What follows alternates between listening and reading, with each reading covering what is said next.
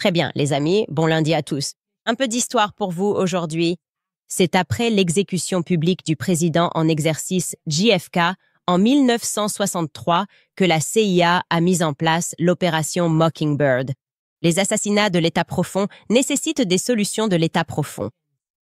Ils ont dépensé une somme indécente pour contrôler la presse et le récit, afin de mettre fin aux questions de bon sens que le public se posait sur ce qui s'était réellement passé ce jour fatidique à Dallas.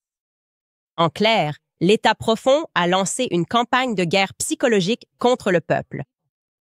En réalité, leurs soldats étaient les journalistes et les écrivains. Leur objectif, de toute évidence, est d'empêcher les gens de poser des questions, voire de criminaliser le fait de poser des questions en utilisant des méthodes de manipulation mentale. En 2025, ils appliquent exactement la même stratégie que pour l'assassinat de Charlie Kirk en plein jour. Ils ont immédiatement déployé leurs troupes pour criminaliser le fait de poser des questions. Quoi? Es-tu censé prendre de là tout le monde? Vous savez ce que je veux dire? Je pense que l'implication était dramatique. Et je pense que beaucoup de gens qui lisent les tweets supposeront qu'elle parlait d'Erika Kirk. Soit Erika Kirk est maléfique et complice, soit Candace Owens est maléfique. Je pense que ce que fait Candace Owens en ce moment est maléfique. Ce qu'elle fait en ce moment est maléfique. Après la mort de Charlie Hebdo, il y avait tant d'unité, tant d'enthousiasme, tant de regain de foi, un intérêt nouveau pour la foi. Et maintenant, il y a la discorde, tant de distractions. Et c'est exactement comme Satan qui vient pour voler, tuer et détruire. On l'appelle le grand accusateur. Il est le semeur de discorde, l'auteur de la confusion. J'ai attendu parce que j'ai vu les événements. On m'a dit de ne pas commenter, car tout ce que je dirais pourrait tout gâcher. Je ne veux pas compromettre le procès de la personne responsable. C'est 1000 fois vrai. Mais Candace Owens est dans son droit de suggérer certaines choses. Elle a le droit à la liberté d'expression. C'est très bien. Elle a raison. Droit de poser des questions. Je trouve simplement blessant et contre-productif de franchir une limite en insinuant fortement la culpabilité de quelqu'un sans aucune preuve. Défi relevé. Franck Turek. Allons-y, Max. Aujourd'hui, bienvenue à nouveau sur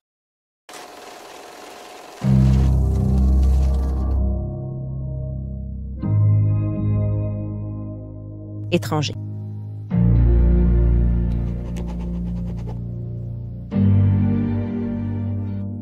McCoy, n'oublions pas lui non plus, car il est le fruit des opérations de renseignement psychologique de la marine, de campagnes de manipulation psychologique menées sur la population.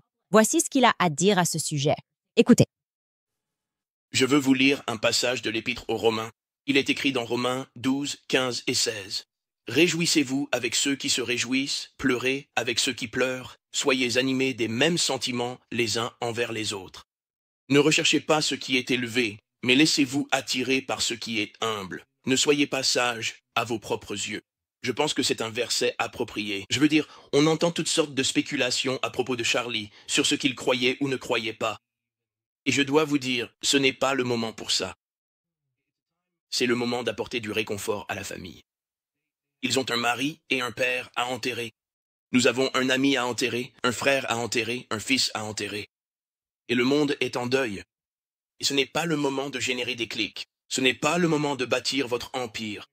Il est temps de pleurer tout simplement avec ceux qui pleurent.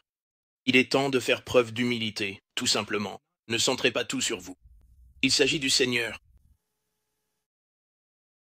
Toi, Vous entendez ça? Il est juste que les chrétiens posent des questions. Il ne s'agit pas d'eux. Vous voulez dire, y a-t-il quelque chose qu'ils n'ont pas essayé? Vous gagnez de l'argent grâce à ça. C'est contraire à la Bible. Charlie ne voudrait pas de ça. Sa famille est en deuil. Pas maintenant. Attendons au moins quelques semaines. Ça va ruiner l'affaire. Tu iras au paradis tant que tu n'y penses pas. Ne pense pas à ce qui s'est passé le 9 octobre. Alors tu es assuré d'avoir une place au paradis. Tu sais, j'ai longtemps regretté d'avoir grandi du mauvais côté de la voie. Sérieusement, je détestais ne pas avoir grandi dans la richesse. Qui ne l'a pas fait? C'est vrai. Qui ne déteste pas quand on grandit sans grand-chose? De ne pas simplement être né dans les bonnes circonstances. Et maintenant, je repense à ces sentiments et je ne changerai rien du tout. Je suis en fait tellement reconnaissant. C'est ce que je veux dire aujourd'hui. Je suis tellement reconnaissant d'avoir commencé ma vie à St. John's Towers. Je regarde ce bâtiment aujourd'hui avec tellement de fierté. Et je suis reconnaissant de ne pas avoir grandi avec une cuillère en argent dans la bouche parce que cela a forgé mon caractère et m'a donné beaucoup de bon sens, des compétences de survie de base. Cela demande de l'instinct et j'ai dû apprendre très jeune à lire les gens. Je pense que c'est mon super pouvoir, en fait. Juste être capable de regarder quelqu'un et de sentir le danger ou la tromperie. Je peux juste regarder Rob McCoy et pour moi, c'est non. La réponse est évidemment non. Pareil. Au fait, je dois préciser que je n'ai jamais été fan de Steven Crowder. Il me donnait toujours l'impression d'être un menteur pathologique. Je fais confiance à mon instinct. Je ne fais pas confiance aux campagnes d'influenceurs. Je ne fais pas confiance aux célébrités parce qu'elles lèvent les bras, qu'elles brillent de mille feux et qu'elles me disent que je devrais retrousser mes manches et me faire vacciner. Je n'écoute rien de tout ça. Je fais toujours confiance à mon intuition. Et mon instinct a commencé à me dire qu'ils se sont soudainement mis à paniquer quand j'ai découvert les avions égyptiens. Ils ont fait ce qu'on appelle aujourd'hui un pre-bunking, n'est-ce pas? Un pre-bunking, c'est quand tu dis quelque chose de banal et qu'ils envoient toute une armada contre toi, non pas pour te discréditer réellement, mais ils sont tellement extrêmes dans le fait de ne pas te discréditer qu'ils vont jusqu'à mentir sur ce que tu as dit. Et ce mensonge a en général tendance à annoncer quelque chose qu'ils ne veulent pas que vous sachiez. Je vais vous donner un exemple parfait. Le 11 octobre, lorsque j'ai tristement tweeté à propos de l'avion militaire égyptien qui a quitté Provo le matin de l'assassinat de Charlie Crook, je me suis trompé de fuseau horaire de quelques heures. Et ils ont complètement surréagi. Je veux dire, un compte qui n'existait même pas a écrit « Oh, le fuseau horaire est faux » et la seconde d'après, c'était en tendance. Et ils ont fait semblant que cela avait été officiellement démystifié simplement parce que l'heure de départ était incorrecte. Mais ce n'était même pas suffisant pour eux. Ils étaient alarmés. Pas moi. J'étais hors antenne alors. C'est ça, j'ai pris 2 semaines de pause. Ils ont quand même trouvé quelque chose à scandaliser alors que je n'étais même pas à l'antenne. Quelque chose que je n'avais même pas dit. Ils ont envoyé des agents infiltrés s'inscrire à mon club de lecture privé que j'organisais le mardi. Et ensuite, ils ont extrait un extrait de ce club de lecture et m'ont accusé d'accuser Erika d'avoir assassiné son mari. Je veux dire, ils ont inventé cette accusation de toutes pièces, puis ils l'ont rendue virale. Ils l'ont envoyée à toutes les bonnes personnes. Steven Crowder, n'est-ce pas? Tout le monde s'est soudainement mis à faire des vidéos en disant cela. Parce que j'ai dit qu'il avait été trahi par tout le monde. Évidemment, ce que je voulais dire, c'est qu'Erika Kirk a assassiné son mari. Et tout cela se passait parce que j'ai mentionné l'avion égyptien. J'en suis certain. Et pour que vous puissiez regarder en arrière et vraiment comprendre comment fonctionnent ces campagnes psychologiques, je veux que vous regardiez cet extrait de Steven Crowder essayant de convaincre les gens que, malgré les mots qui sortent de ma bouche, ils ne devraient pas écouter ce que je dis. Il sait en fait ce que je voulais vraiment dire, c'est-à-dire quelque chose que je n'ai pas dit. Et oui, la voici. Voici cet extrait. Mais Vous regardez cet extrait dans son intégralité, et il semble assez évident qu'elle dit cela. Et les gens l'interprètent de cette façon, ce qui est aussi important que l'administration Trump ne, quoi que ce soit, on est passé des tunnels juifs souterrains du Mossad à l'administration Trump qui a tué Charlie Kirk. il fallait vraiment prendre un moment pour souffler et vraiment assimiler tout ce qui s'est passé avec Charlie et ce que cela signifie en quelque sorte par rapport à là où nous en sommes. Et je pense que c'est une situation où nous savons tout simplement qu'il a vraiment été trahi de l'une des manières les plus flagrantes que j'ai jamais vues. Cela m'a fait perdre foi en la politique. Cela m'a complètement fait perdre foi en Trump. Et j'ai le cœur brisé en pensant au fait qu'il a consacré autant de sa vie à Trump et à la politique. Et ils ont juste dit « non, c'est fini. Ça nous sert ou ça ne nous sert pas et on veut passer à autre chose. » Alors voilà un jour férié, mec. S'ils essaient de me donner un jour férié, c'est quoi ce délire de donner un jour férié aux gens après les avoir tués? Pourquoi c'est une chose? Tu vois, genre Martin Luther King et ce jour férié? Et ce boulevard alors? Laisse-moi arrêter là. Genre, ils vont donner un boulevard. Ils l'ont déjà fait. Ils l'ont fait en Israël. Ils lui ont carrément donné une balle. C'est comme, dès qu'ils te donnent un boulevard et un jour férié, c'est sûr qu'ils t'ont tué. D'accord? Il n'y a doute, ils t'ont tué. Il n'y a pas moyen. C'est un peu leur marque de fabrique. C'est ce qu'ils font. C'est la signature des Feds. Ils valident après avoir tué. Tu sens le jour férié, le boulevard arriver. Ce n'est jamais du côté chic de la ville non plus. Par exemple, le boulevard Charlie Kirk ne sera pas dans un beau quartier. Et de toute façon, je serai de retour le 27. Merci à vous tous pour tout le soutien pendant ces quelques semaines, ces 6 dernières semaines depuis la mort de Charlie. Et on se retrouve à ce moment-là. Bon. Permettez-moi d'abord d'être diplomate ici et de vous dire que des affirmations scandaleuses, et celle-ci en est une, nécessitent des preuves tout aussi scandaleuses. Bien sûr, comme d'habitude, aucune preuve n'a été présentée. Vous savez qui est vraiment proche du président Trump et vous savez de qui on dit maintenant qu'il avait quelque chose à y gagner? Eh bien, la femme de Charlie, Erika Kirk, qui est maintenant mise en cause. Candace, avec ce langage, avec cette accusation, a mis la femme de Charlie Kirk dans la ligne de mire. Et elle dira, ce n'est pas ce que j'ai voulu faire. Mais c'est le cas, c'est le résultat. Erika Kirk est dans la ligne de mire. Il n'y a pas de juste milieu ici en ce moment. Soit Erika Kirk est véritablement maléfique et était complice, soit Candace Owens est, elle aussi, une personne maléfique. Peu importe combien de fois j'ai regardé ce passage où je parle de Martin Luther King Boulevard et de Charlie Kirk Boulevard, je n'en déduis pas qu'Erika Kirk a tué son mari. Mais c'est la version qu'ils ont choisie. Ce sont des éléments de langage qui leur ont été transmis. Ils étaient censés partir là-dessus dès le début. La question est, pourquoi? D'accord, rétrospectivement, c'était un indice. Ils paniquaient. Ils essayaient de faire croire que lorsque j'ai dit que tout le monde l'avait trahi, ce qui évidemment ne concernait pas Erika.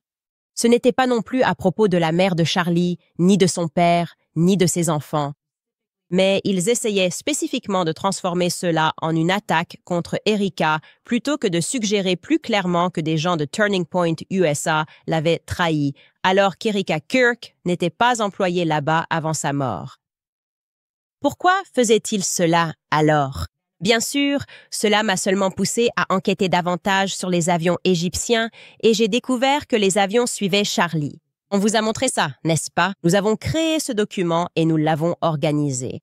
SUBND étant l'avion bleu et le numéro d'immatriculation SUBTT étant l'avion jaune. Cela semble avoir semé encore plus de peur dans le nid des oiseaux moqueurs.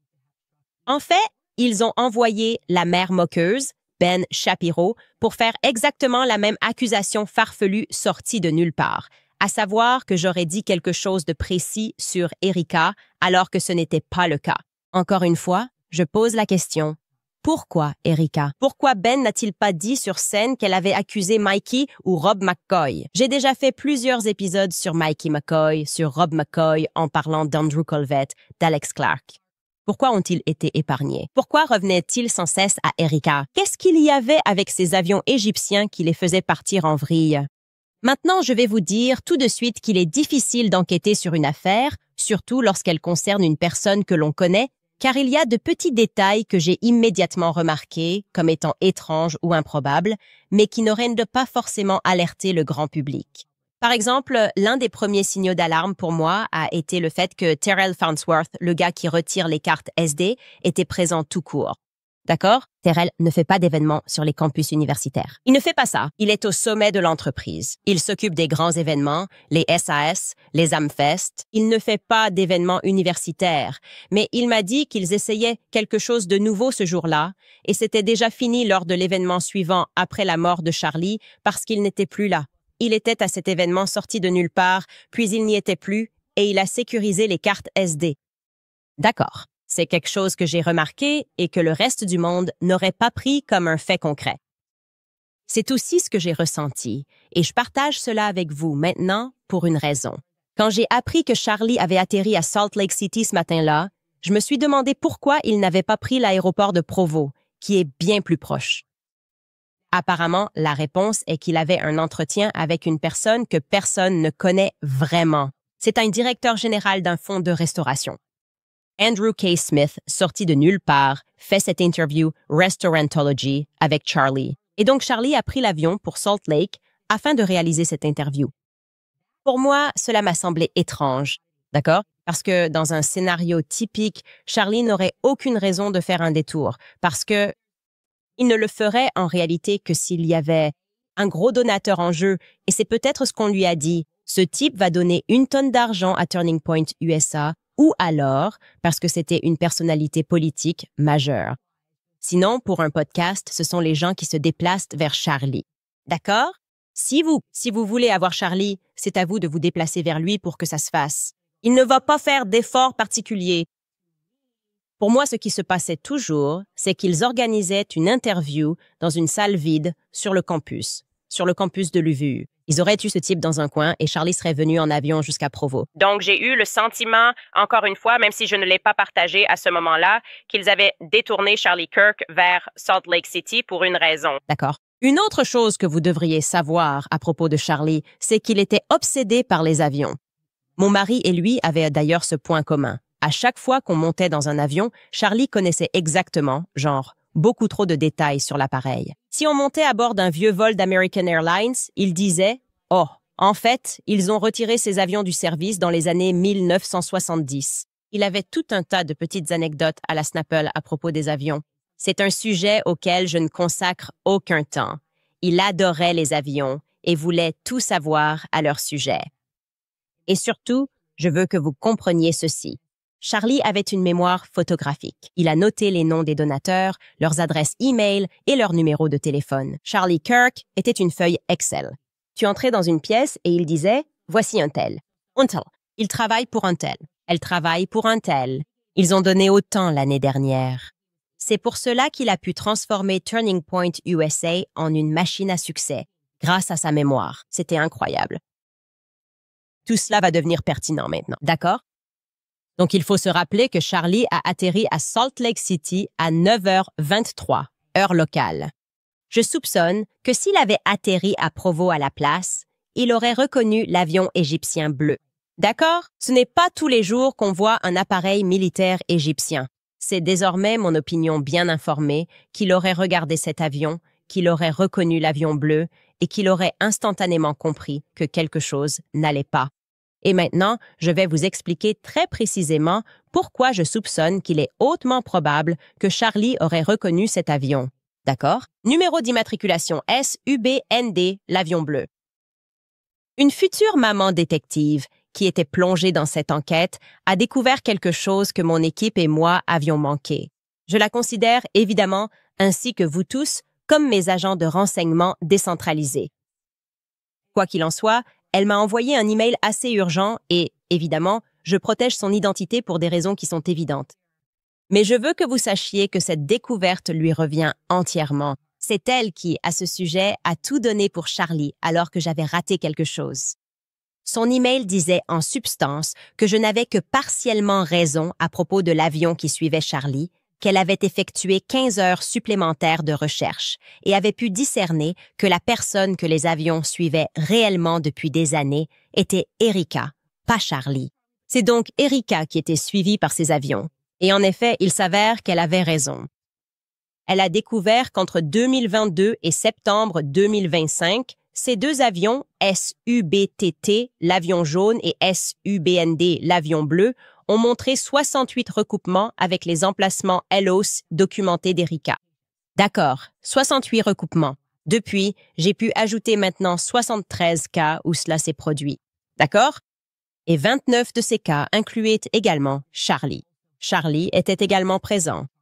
Et c'est ce sur quoi je suis tombée en faisant des recherches à ce sujet. Je me suis dit, pourquoi cet avion se trouve-t-il là où est Charlie? La plupart des vols étaient concentrés dans 5 États: Kansas, Missouri, Nebraska, Delaware et Utah. Et elle estime que ce schéma n'est pas statistiquement aléatoire. Je vous assure que cette information a été entièrement vérifiée. Je vous montre cela sur une feuille de calcul. Voici tous les cas où cet avion, 60, toutes les 68 occurrences où cet avion a croisé Erika. Et je précise aussi que cela inclut également l'étranger. D'accord? Donc, ma question immédiate est, pourquoi Turning Point n'a-t-il pas reconnu que cet avion leur était familier alors que je prenais toutes ces balles virtuelles en ligne? Quelqu'un aurait facilement pu dire quelque chose, non? C'est un phénomène qui se répète dans cette enquête. Josh Hammer ment. Je suis attaqué. Turning Point reste silencieux. Ils savent qu'il ment. Ils laissent le mensonge se propager. Alex Clark ment. Je suis attaqué. Je dis la vérité. Turning Point le sait. Mais il laisse, en quelque sorte, ce mensonge, un truc catholique, se répandre. Et les influenceurs ont le droit de mentir. Chez Turning Point, personne ne prend jamais la peine de vérifier que je suis sur la bonne piste ou que je dis la vérité. Et en ce qui concerne ces vols égyptiens, les chiffres sont incontestables. Il y a moins de 0,0000001% de probabilité, d'accord, selon les modèles de distribution aléatoire, que ces avions égyptiens aient atterri par coïncidence autour d'Erika à ces moments-là. Comme je l'ai dit, cet avion n'était pas seulement avec elle en Amérique, il la suivait aussi à l'étranger. J'ai signalé cela parce que j'étais alarmée, car je pensais qu'il suivait Charlie. Et je vous dis que cet avion, en plus de suivre Charlie, et en réalité principalement, suivait Erika. Maintenant, passons au jour de l'assassinat. Le jour de l'assassinat de Charlie, nous savons que l'avion jaune a décollé le matin, mais l'avion bleu, lui, n'a pas décollé le matin. Cependant, l'avion bleu SUBND a bien été mis sous tension. Et je veux être très clair sur ce que je veux dire quand je dis que cet avion était allumé. Je dis qu'il transpondait. D'accord? Il transpondait à l'aérogare privé de Duncan Aviation, un terminal privé. Donc, au minimum, ils ont mis l'électronique sous tension. Au maximum, ils l'ont complètement allumé et le moteur tournait. Ce que nous savons avec certitude, c'est qu'il n'a pas bougé de l'aérogare privé. Il n'a pas bougé, il était simplement allumé et transpondait. Et je veux que vous compreniez, je vais vous l'expliquer clairement. Quelles sont les heures auxquelles il transpondait? Il y a 2 moments, et je vais vous donner ces horaires. Mais d'abord, je vais demander à Marc d'afficher cela et il pourra nous dire de quoi il s'agit. Ce que nous voyons ici et comment nous avons trouvé cette information sur le jet simplement stationné à l'aérogare privé. Donc, il semble, d'après les informations que j'ai trouvées, et j'ai dû apprendre à utiliser ce site web parce que ma mère n'a pas pris assez de Tylenol pendant sa grossesse, donc je ne peux pas entrer trop dans les détails. Mais en gros, tous les sites de radar de vol n'affichent que lorsque l'avion est réellement en vol. Mais si l'avion est au sol et transmet toujours ces données, le transpondeur ADS-B continue d'émettre. Donc ce site, ADS-B Exchange, récupère ces données brutes. Et donc, j'ai pu le trouver le 10 septembre. Si vous regardez tout à gauche de l'image, ça indique le 10 septembre. Et il semble qu'il n'y ait qu'un seul point de données. Mais ce que j'ai fait, c'est que j'ai zoomé et en fait, l'avion ne bouge pas. C'est juste que le GPS est un peu imprécis quand on est aussi proche, mais on peut voir tous ces horaires différents ici. Et c'est le fuseau horaire UTC, aussi appelé heure Zulu. Donc il faut soustraire 7 heures pour obtenir l'heure de l'Utah. J'ai donc tout retracé et j'ai pu constater que l'avion transmettait de 9h05 à 10h34, puis il s'est éteint. Ensuite, à 12h40, il s'est rallumé et s'est de nouveau éteint à 13h29. D'accord, je vais répéter cela pour que tout le monde comprenne. Nous avons pu discerner à partir de ces données ce qui suit. Le 10 septembre, le jour de l'assassinat de Charlie, cet avion a d'abord émis un signal de 9h05 et 36 secondes jusqu'à ce qu'il soit éteint à 10h34 et 5 secondes. Ensuite, l'avion s'est rallumé. Le transpondeur a été rallumé seulement 17 minutes après que Charlie a été abattu à 12h40 et 53 secondes. Et il est resté allumé jusqu'à 13h29 minutes et 40 secondes. Alors, que faisait l'avion bleu assis sur le tarmac? Nous ne pouvons qu'imaginer ce qu'il faisait. D'accord, nous pouvons envisager quelques options ici. Il est possible qu'ils effectuaient simplement un contrôle de maintenance. Duncan Aviation propose effectivement des réparations de maintenance. Il est donc possible qu'ils aient simplement choisi d'effectuer quelques vérifications de maintenance à un moment malheureux. D'accord. Une autre possibilité est qu'un avion de chasse, en particulier un provenant d'un pays étranger, serait probablement équipé de capacités de communication satellitaire cryptées. Si vous vouliez passer un appel téléphonique intraçable, par exemple, ce serait un bon endroit pour le faire, car seule la NSA serait capable d'intercepter cet appel. Et il est assez évident que l'État profond ne semble pas particulièrement intéressé par l'assassinat de Charlie Kirk. Donc, ce serait un endroit sûr pour communiquer à bord de cet avion. Comme je l'ai dit, ce sont nos options. Ce que nous pouvons faire maintenant, cependant, c'est ajouter cela à notre liste des mensonges vérifiables de Turning Point USA, parce que je vais considérer cela comme un mensonge par omission grave en gardant le silence et en laissant Candace encaisser toutes les balles au sens figuré alors qu'elle souligne l'étrangeté d'un avion que vous aviez reconnu.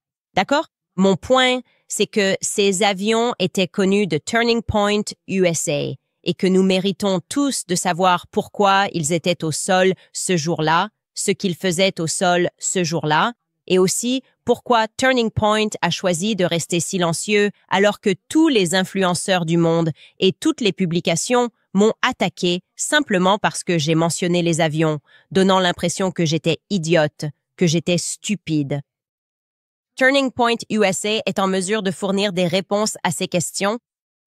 Au fait, j'en sais plus, mais je veux les mettre au défi de répondre à cela. Premièrement, Charlie Kirk connaissait-il ces avions militaires égyptiens? C'est une question simple à laquelle on répond par oui ou par non. Et répondez-y avec soin, s'il vous plaît. Andrew Colvett, porte-parole de Turning Point USA. Parce qu'il y a quelque chose de très précis, Andrew, que tu m'as dit s'être produit lorsque tu es arrivé à Provo sur le tarmac ce jour-là. Et cela tourne en boucle dans ma tête encore, et ça ne colle pas. Un autre point sur lequel j'aimerais revenir, Andrew Colvett. Restons avec vous. Ce jour-là, à l'hôpital, vous m'avez dit que vous étiez à l'hôpital et qu'on vous avait informé qu'il existait une menace crédible contre moi et Tucker Carlson. Plus précisément, vous m'avez dit que Tucker Carlson et moi étions sur une liste et que, en tant qu'amis, vous vouliez simplement me prévenir que nous devrions tous les deux rester discrets. Et après que vous m'ayez dit cela, j'ai mis fin à notre appel téléphonique et j'ai immédiatement appelé Tucker Carlson. Je lui ai dit, paniqué évidemment, après avoir pleuré toute la journée, que lui et moi devions rester discrets parce qu'il y avait une menace crédible. Et maintenant, ce qui me travaille vraiment, c'est que vous ne m'avez pas dit d'où venait cette menace. J'ai supposé que les fédéraux vous l'avaient dit, mais je vous ai posé la question. Pourquoi les fédéraux ne m'auraient-ils pas appelé directement s'il y avait une menace contre ma vie? Je n'ai reçu aucun appel de ce genre. Comment est-ce possible? Comment quelqu'un a-t-il pu vous dire qu'il y avait une menace crédible et que Tucker Carlson et moi devions rester discrets? Et pourtant, ni Tucker ni moi n'avons été informés depuis par une quelconque agence fédérale au sujet de ces menaces crédibles. D'où viennent ces menaces? Parce que je dois vous dire, il y a beaucoup de gens qui font des vidéos sur moi et Tucker Carlson, et aucun d'eux n'est égyptien, d'accord? En fait, ce sont les Israéliens. C'est Israël qui semble profondément contrarié par Tucker Carlson et moi. Il ne lâche pas l'affaire. Il profère des menaces sur toutes les tribunes, d'accord? Des personnes liées à Israël profèrent des menaces contre Tucker Carlson et moi, exigeant que nous soyons annulés. Alors, qui exactement t'a dit dans la chambre d'hôpital qu'il y avait une menace crédible contre ma vie? Je vais avoir besoin de cette information. D'accord? Je veux le savoir maintenant parce que les enjeux semblent assez élevés et j'ai beaucoup de questions. C'est sans doute le bon moment pour vous annoncer que je commence à reconstituer un autre scénario possible. Et il y a un autre vol qui m'intéresse beaucoup maintenant. Et je crois que quelqu'un quelque part sait quelque chose à propos de ce vol. Alors, faites attention à ceci. Le numéro d'immatriculation est sympa, 560 TW. N560 TW. Il est parti le matin du 10 septembre de Scottsdale, en Arizona, et il a atterri à Provo à 10h06. Puis il est immédiatement reparti en direction de Santa Barbara. Je suppose qu'il a peut-être récupéré quelqu'un. Et ensuite, il a quitté Santa Barbara à 11h37 pour Scottsdale, atterrissant à 12h44. Il est possible que vous travailliez à l'aéroport, que vous ayez vu quelqu'un ce matin-là. Peut-être que vous étiez à Santa Barbara, peut-être que vous étiez à Scottsdale. Quelqu'un a vu quelque chose et je vous demande de nous envoyer plus d'informations par email à tipsandaciowens.com. Ce vol m'intéresse. Nous n'avons pas encore terminé. Il y a encore plus. Je sais autre chose à propos des vols égyptiens cette fois. Une autre maman détective. J'ai appris qu'étrangement, Duncan Aviation, vous savez, là où cet avion émettait son transpondeur depuis le FBO à Provo, a fourni des voitures de location à ces soi-disant Égyptiens lorsqu'ils ont atterri quelques jours avant cette opération. Et je ne me suis pas contentée de l'apprendre. J'ai en fait les numéros de plaque d'immatriculation de 4 des véhicules qu'ils ont loués. Franchement, les gars, ça me fait vraiment plaisir de vous transmettre cette information parce que maintenant, c'est sûr, le bureau de Tulsi va pouvoir s'en mêler. Parce que vous savez, Ces fichus Égyptiens recommencent. Ces fichus Égyptiens. Voici les 4 plaques d'immatriculation des voitures qui ont été louées. La première voiture louée était un Toyota RAV4 argenté de 2025. Le numéro de plaque d'immatriculation de l'Utah est T09-2ZS. La deuxième voiture était une Toyota Camry blanche de 2025. Plaque d'immatriculation de l'Arizona, CWN N872. Ne vous inquiétez pas, je vais vous montrer tout ça dans un tableau Excel. La troisième voiture était un Toyota RAV4 blanc de 2023, plaque d'immatriculation de l'Utah, TN12KM. La quatrième était un Toyota 4Runner noir de 2025, plaque d'immatriculation de l'Utah, Z923DA. Aux étudiants de l'UVU, est-ce qu'on a ça quelque part? Tu l'as affiché ou tu leur as juste montré à l'écran? Je n'ai pas vu ce que vous leur avez montré. OK, super. On montrait alors les plaques d'immatriculation aux étudiants de l'Université de Virginie. Veuillez vérifier vos téléphones, vos photos de ce jour-là. Car si l'une de ces voitures a été aperçue à l'UVU ou aux alentours du campus ce jour-là, alors nous aurons des raisons de soupçonner autre chose. Vérifiez les hôtels, peut-être les stations-service, peut-être que vous travaillez quelque part. Regardez ces lumières. Recherchez ces plaques d'immatriculation pendant cette période depuis que ces voitures étaient là jusqu'à leur départ. Quelqu'un pourra faire le lien quelque part. Et bien sûr, l'adresse email à laquelle envoyer les informations est moretipsondaceowens.com. Ce n'est que lundi, les amis. J'ai en fait découvert beaucoup plus de choses, mais ce n'est que lundi, alors faisons une pause. Très bien, les amis. Trop de personnes ont été diabolisées pour avoir défendu la vérité. Évidemment, beaucoup de gens ont ressenti l'amertume de l'injustice. Mais en ce moment, beaucoup ressentent aussi du courage. J'ai fini de jouer en défense. Je n'édulcore plus ce que je crois pour le rendre acceptable. Et le silence n'est pas de la bienveillance. Le silence, c'est du consentement. Et en ce moment, le plus grand silence entoure le sujet des vies perdues avant même d'avoir pris leur premier souffle. Nous allons nous proclamer défenseurs de la vie. Alors, il faut agir en conséquence. C'est pourquoi je vous demande de me rejoindre pour riposter par l'action, par la vérité et par l'amour pour seulement 28 $. Voilà le coût d'une échographie gratuite pour une femme en situation de crise qui envisage un avortement. 28 $ lui permettront de voir la vie en elle et de découvrir une vérité que la culture ne lui révélera pas.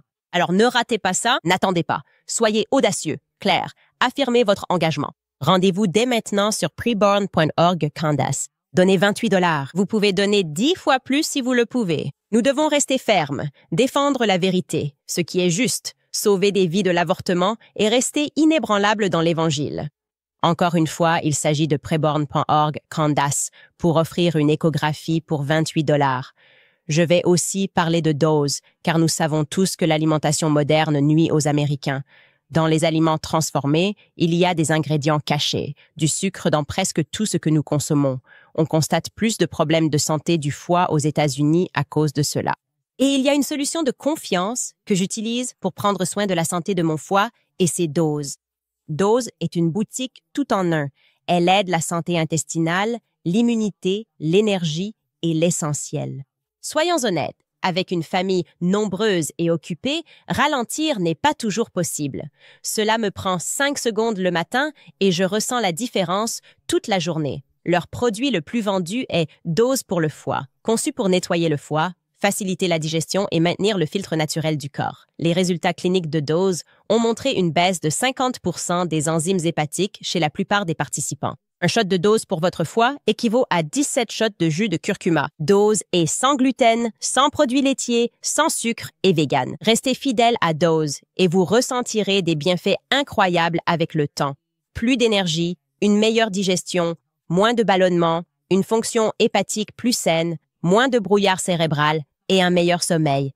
Les nouveaux clients économisent 35% sur leur premier mois d'abonnement en allant sur dosedaily.com/Candace ou en entrant Candace au paiement. C'est dosedaily.co/Candice pour 35% de réduction sur votre premier mois d'abonnement. Je n'ai aucun doute que Tucker Carlson et moi sommes menacés. C'est assez évident. Il est très clair que personne ne pense que l'Égypte est derrière tout ça. Vous savez, la dernière fois que ce récit a circulé, c'était probablement l'affaire de l'USS Liberty. C'était le plan, non? nous faire croire que l'Égypte nous avait attaqués. Mais ce n'était en réalité pas l'Égypte qui avait attaqué ce navire, c'était Israël. Israël a attaqué ce navire. Israël devient de plus en plus inquiétant en ce qui concerne les lois qu'ils essaient de faire passer, en tentant de censurer notre parole, en essayant de prendre le contrôle des campagnes sur les réseaux sociaux. Bibi Netanyahou cite des noms. Tucker Carlson et moi, ainsi que tous leurs fans zélés, sont sur scène à nous dénoncer. Donc je vais relier ce point-là. Et comme je l'ai dit, j'en sais plus sur ces avions. Mais tu retires Turning Point USA parce que c'est la dernière fois que tu vas essayer de me manipuler sur quelque chose et que je vais rester là sans rien faire en faisant semblant de ne rien savoir. C'est intéressant aussi parce que dans un scénario typique, quand quelqu'un est assassiné en plein jour et qu'il y a, tu sais, une organisation de 100 millions de dollars derrière lui, il est logique de commencer par vérifier les personnes qui travaillent dans cette organisation. C'est comme, ce sont les premières personnes que tu devrais commencer à enquêter.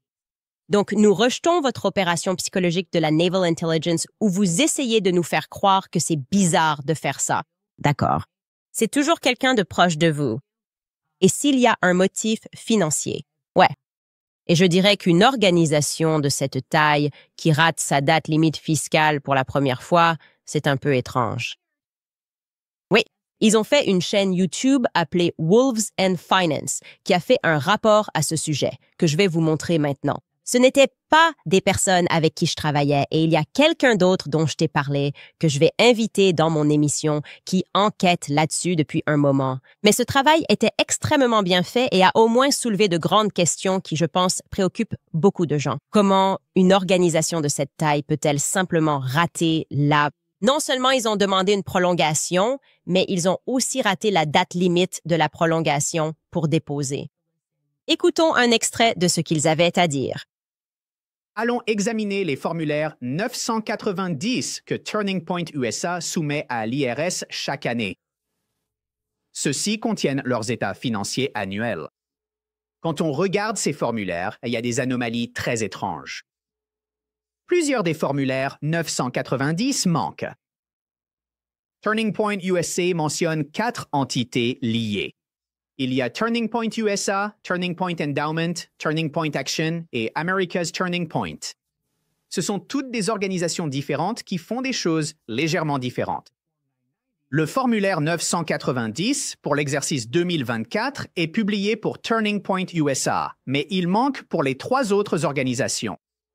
Il semble qu'il n'ait jamais été remis. C'est un énorme signal d'alarme.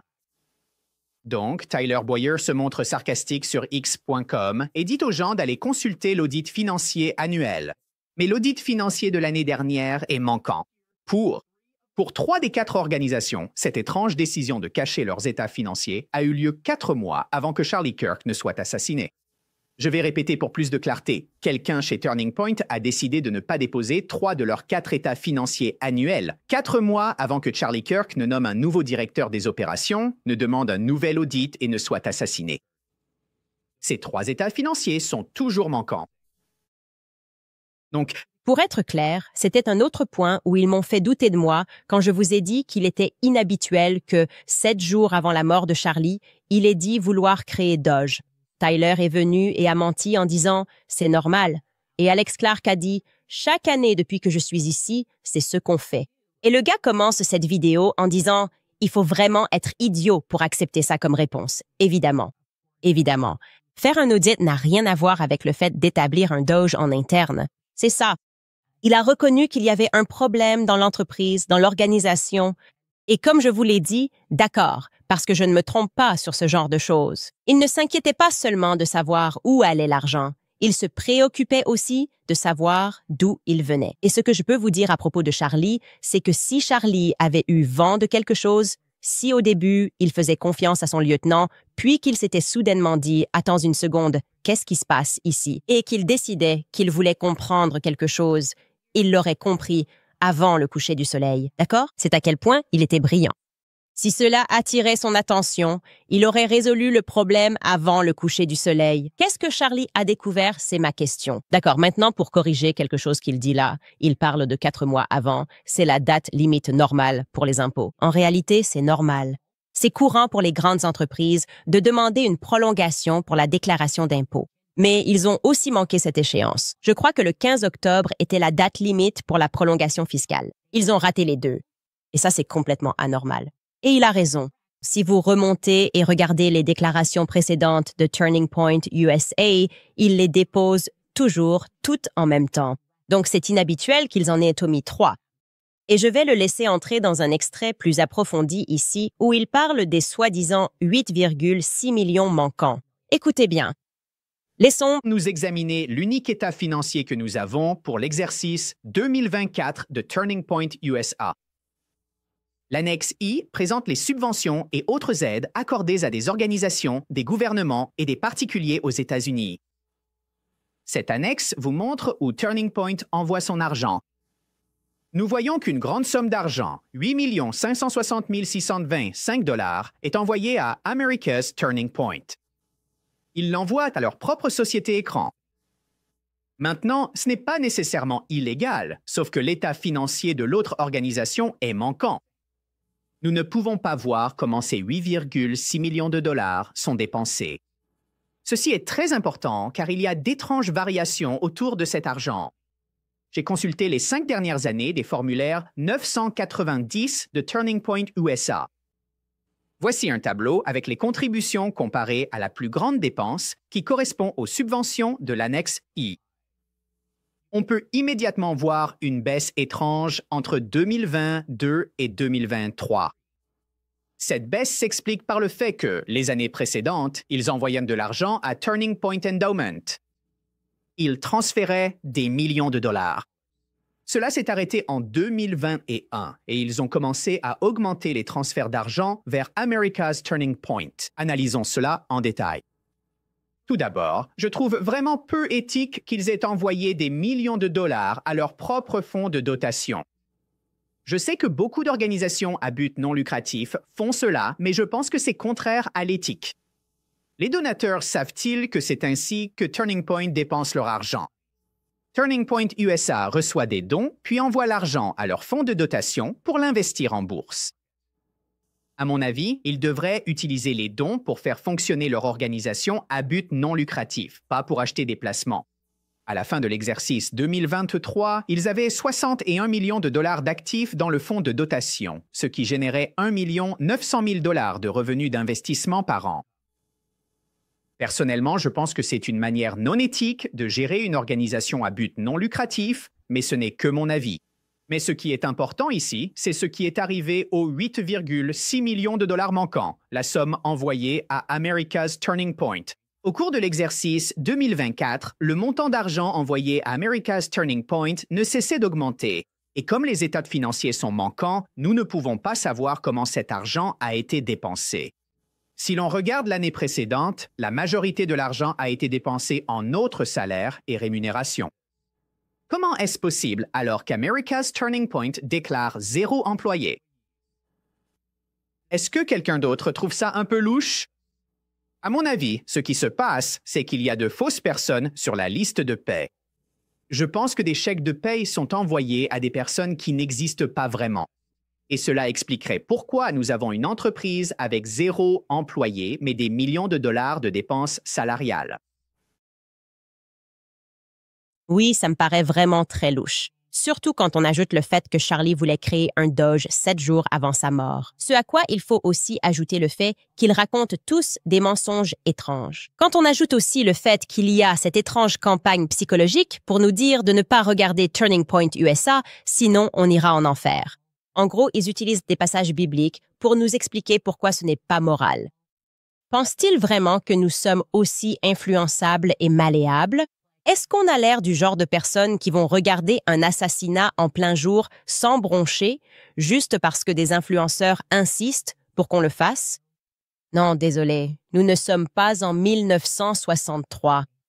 De toute façon, tu ne t'en tireras pas cette fois-ci. Il explique ensuite comment ils ont réalisé leur propre audit en faisant appel à un cabinet appelé Baker Tilly.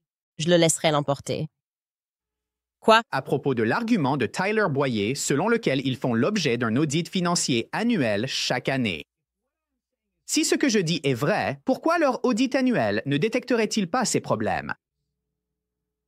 L'audit financier annuel de Turning Point USA Inc. et de ses filiales a été réalisé par un cabinet comptable appelé Baker Tilly. Dans les notes, ils ont expliqué qu'ils avaient audité Turning Point USA, Turning Point Action, Turning Point Endowment, America's Turning Point et TPUSA Merch. Cela signifie généralement qu'ils ont audité toutes les sociétés écrans lorsqu'ils ont donné leur avis selon lequel les états financiers présentent une image fidèle à tous égards importants. Cela signifie qu'il s'agit d'un audit sans réserve, sans aucun problème. Je me demande si Baker Tilly fournira une explication sur la façon dont ils peuvent délivrer un rapport d'audit irréprochable alors que 3 formulaires 990 n'ont jamais été déposés auprès de l'IRS. Et pour clarifier, la lettre d'opinion d'audit de Baker Tilly est signée après que Turning Point a manqué la date limite de dépôt auprès de l'IRS. Il n'y a donc aucune excuse pour que Baker Tilly n'ait pas mentionné cela dans leur opinion d'audit. Erika Kirk a pris le poste de PDG de Turning Point USA le 18 septembre 2025, 8 jours après l'assassinat de Charlie Kirk. Elle est PDG depuis presque 2 mois. Elle doit répondre à ces questions. Si quelqu'un a menti sur le formulaire 990, des gens vont en prison pour ça. Je veux une explication sur la raison pour laquelle Turning Point USA a envoyé 8,6 millions de dollars à leur société écran, puis n'a pas déposé d'état financier. Et Erika, je ne sais pas qui s'occupe de la comptabilité chez Turning Point, mais s'ils ne t'ont rien dit à propos de tout cela, tu dois immédiatement licencier tes comptables. Je pense que ce sont tous des points valides. Encore une fois, il est possible que lorsqu'ils ont fait appel à un auditeur externe, il lui ait montré tous les documents, qu'il ait donné un rapport favorable et que, pour une raison quelconque, Turning Point ait choisi de ne pas déposer les documents. C'est possible. Comme je l'ai dit, la probabilité est faible, mais il est plausible qu'ils aient fait cela. Mais il reste un fait qu'ils ont manqué la date limite de prolongation de dépôt. Alors, que se passe-t-il ici? Où sont passés les 8,5 millions? Et ce qui est aussi intéressant dans cette vidéo que nous n'avons pas montré, c'est qu'il précise que Turning Point USA a en réalité réduit son personnel, l'armée 501C3, de 33%. Il y a eu une réduction de personnel de 33%, et pourtant, le coût des salaires a quand même augmenté. Et pour lui, cela semble suspect. Je suis d'accord, cela paraît suspect. Oui. Et bien sûr, c'est exactement le genre de pression qu'il faut exercer sur eux. Oui, j'ai dit dès le départ que c'était une très mauvaise idée pour Erika, qui pleure son mari, de devenir instantanément présidente directrice générale. Parce que ce sont des questions légitimes. Maintenant que les gens posent des questions, un président et un PDG vont devoir y répondre. Il faut répondre à ces questions quand les gens s'interrogent sur l'argent, surtout étant donné que tant de personnes, je veux dire, ils ont encaissé plus de 70 millions de dollars dans les premières semaines après l'assassinat de Charlie. D'accord, cela fait beaucoup de personnes bien intentionnées qui donnent de l'argent à cette organisation et qui découvrent maintenant comment elle fonctionne, en redirigeant la majeure partie de leur argent, ou du moins une grande partie, vers leur fonds de dotation.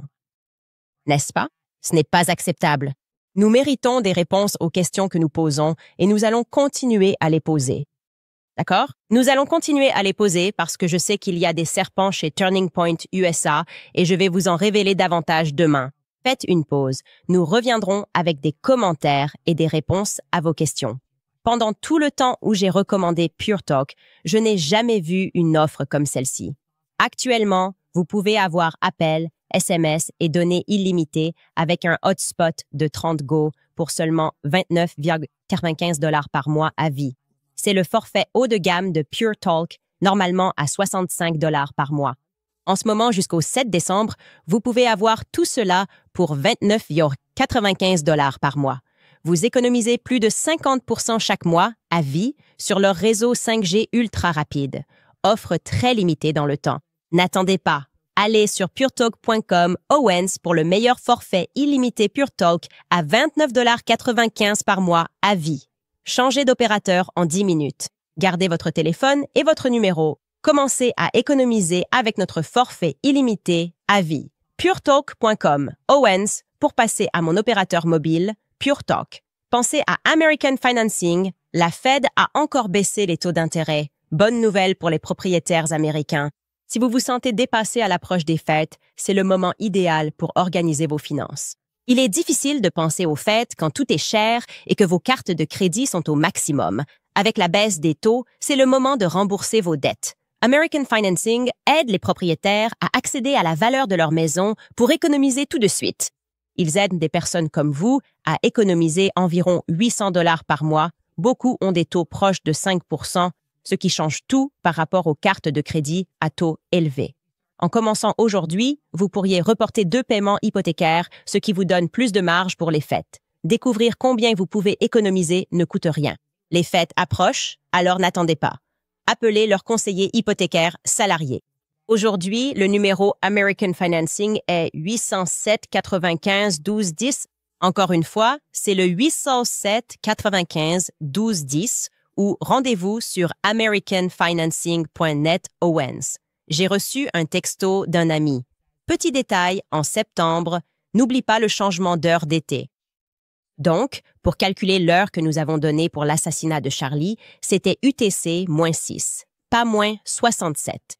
Donc, pour ces horaires, vous allez les avancer d'1 heure, juste pour que ce soit clair, parce que ce sera le titre sur X. Elle n'a pas fait le bon calcul. C'est 1 heure différente à cause du passage à l'heure d'été. D'accord, il faut que je parle de quelques points.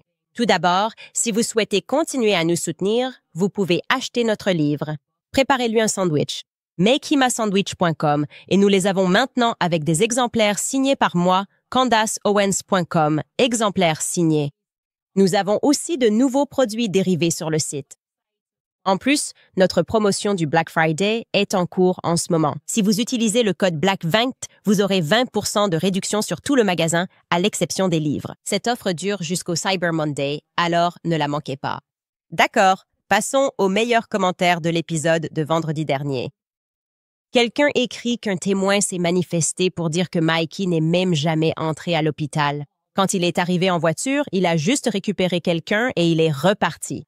Donc non seulement il s'est enfui de Charlie quand il s'est fait tirer dessus, mais en plus il n'est même pas entré à l'hôpital pour voir ce qui lui arrivait. Et cela prouve encore plus que Rob McCoy mentait à propos de ce soi-disant sang partout sur lui, parce qu'on pensait que c'était peut-être arrivé à l'hôpital. Alors d'où venait ce soi-disant sang qui était apparemment partout sur Mickey, puisque ce n'était pas quand il s'est fait tirer dessus et ce n'était pas à l'hôpital? La chaîne sur laquelle c'est diffusé est celle de Coach Collins, qui fait vraiment du très bon contenu quotidiennement sur Charlie. Bon, je vais dire que je n'ai pas vérifié cette information. Évidemment, nous, quoi qu'il arrive, prenons le commentaire le plus populaire d'un épisode précédent. J'ai vu quelque chose circuler sur TikTok et je peux essayer de contacter cette personne, mais c'est un témoignage oculaire. Tant que nous n'avons pas de preuves concrètes, c'est essentiellement leur parole contre la sienne. Donc, il faudrait qu'on voit quelque chose pour pouvoir vérifier cela. Mais tout le monde, d'ailleurs, je veux dire à tous les YouTubeurs, même si vous faites de petites erreurs, le but de tout ça, c'est de vous faire sentir mal à l'aise. Ils veulent vous faire sentir bête, stupide et laid, rien que pour penser. Et il faut que tu trouves en toi la confiance pour continuer. C'est ça. Parce que tu vois comment ils ont essayé de faire. C'était tellement sournois la façon dont ils m'ont attaqué dès l'instant où Charlie s'est fait tirer dessus, en essayant de nous faire croire qu'on est fou de remarquer que tout est anormal ce jour-là. C'est une campagne psychologique. C'est ça la guerre aujourd'hui. Et je veux juste encourager tous les YouTubers et toutes les mamans détectives. C'est vraiment ça, c'est le projet Mommy Sloth. Il faut continuer à nous envoyer des emails et on va résoudre cette affaire. L'agence de renseignement décentralisée va résoudre cette affaire. Et comme je l'ai dit, quand je vous dirai ce que je sais demain, c'est juste que nous, on avance, les amis. Nous progressons. Un jour à la fois. Nous progressons. Bon, qu'avons-nous d'autre? Nous avons un commentaire de la part de Paleo Rides, n'est-ce pas? Salut Candace. Je sais que tu es sur la bonne voie. Je regardais quotidiennement et j'étais actif sur X. J'ai dénoncé la propagande israélienne et j'ai été suspendu définitivement. J'ai dû conduire de l'Arizona au siège de X au Texas pour demander une évaluation et j'ai finalement obtenu gain de cause il y a 2 semaines. Ils sont furieux. Oui, ils mènent une opération sur X. Ce sont évidemment des bots militaires. Comme je l'ai dit, s'il m'arrive de faire une seule erreur, ça devient un sujet tendance pendant 3 jours. Et puis quand je dis la vérité, ils disent « Elle n'a jamais donné un seul fait ». Et moi, je me dis, on en a donné tellement de fois. C'est fou de dire qu'on n'a donné aucun fait. D'accord, mais c'est complètement délirant d'essayer de suggérer que nous n'avons pas donné de faits alors que nous avons été ceux qui ont révélé pratiquement toutes les histoires à ce sujet. Et bien sûr, il faut aussi rendre hommage à toutes les autres personnes sur X qui font pareil. Ricardo Picana écrit « Je sais que nous sommes complètement et inconditionnellement aimés. Tout ira bien. C'est dur de voir qu'on perd de vrais êtres humains à cause de leur jeu. Continuez à chercher la vérité. Oui, on tombe dessus. » Flagpole Guy écrit « Maman Max, du mauvais côté de la voie, fait des trucs de David avec elle. La vérité agit avec classe. » Tu m'as fait rapper ici. Merci pour ce don. Friendly Fairy écrit « On a tous besoin d'un ami comme toi. Envoie de l'amour depuis l'Australie. » Merci d'avoir dit ça. Nathalie écrit « Candace, mon cœur bat si vite. C'est fou! Ta force est tellement inspirante et on est là pour toi. Allons-y, bordel. Je sais que vous me soutenez et je sais aussi que Charlie me soutient. Parce que Charlie m'a toujours soutenu et je l'ai toujours soutenu. Comme je l'ai dit, il savait que ce serait moi qui le défendrais, que je tiendrais tête à tous ces clowns et à ceux qui prétendent être des pasteurs, qui se disent bibliques et qui font semblant d'agir par une autorité morale. Vous êtes les pires êtres humains au monde. Sérieusement, se cacher derrière une Bible comme ça. Pour une raison quelconque, ça me met plus en colère que tout le reste. Faire semblant que quelqu'un qui cherche la vérité après l'assassinat de son ami commet une sorte d'immoralité ou de soi-disant mal, c'est insupportable. Ça me dégoûte. Ça me rend littéralement malade. Le culot de ces gens, les choses comme les choses qu'ils ont faites. Mais je vais les respecter sur un point. Ils savaient que la première chose à faire quand j'étais en deuil, c'était d'essayer de faire comme si Charlie et moi n'avions même pas eu de relation parce qu'ils savaient que ce serait moi.